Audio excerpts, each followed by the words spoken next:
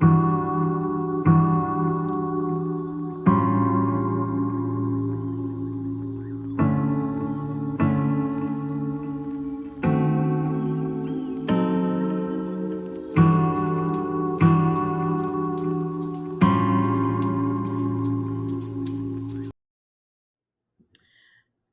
back to my channel, and we are going to get right into the Never Ever Mets, episode 10. And I'm going to go over the couples and what's going on with each of these couples. So let's start off here. The finality was interesting. You had some surprising moments on that 10th episode because of so much was going on. So let's recap the couples.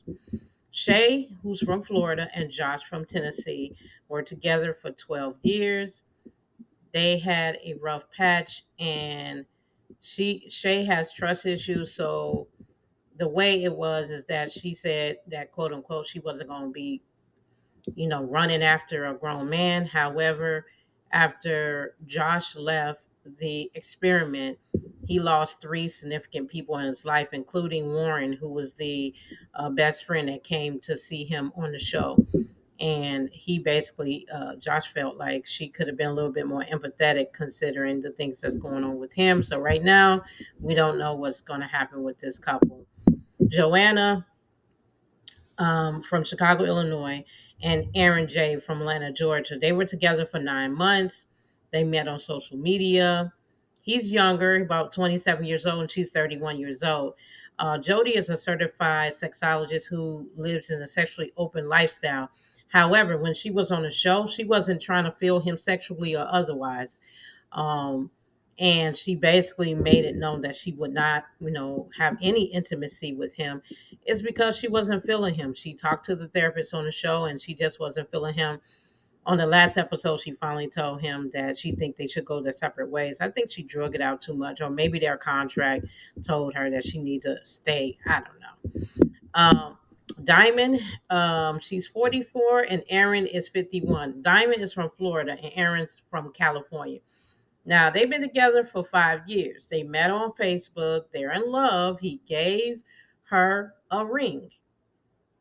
But after the show, they started having issues, and she was physically upset. And Aaron felt like she was being a little too much when it came to giving him demands about his female friendships. So, right now, we don't know what's going to happen with them, if they're going to get married or not. We don't know. uh, Alexis from Texas and Dominique, Illinois, were together for 6 months. But Dominique and Alexis, they had a fight um, during the episode, and they both had to leave. I think it was on the first or second episode. Sienna from New York and Brandon from Florida, together for 10 months. They met via the Instagram DM, and she's from the Bronx and he's a military kid. Um, she was hesitant about dating a man with children, and they did not make it. They ended up leaving the experiment way before episode 10. Sandia from Florida and Chris from Florida, they've been together for 3 months.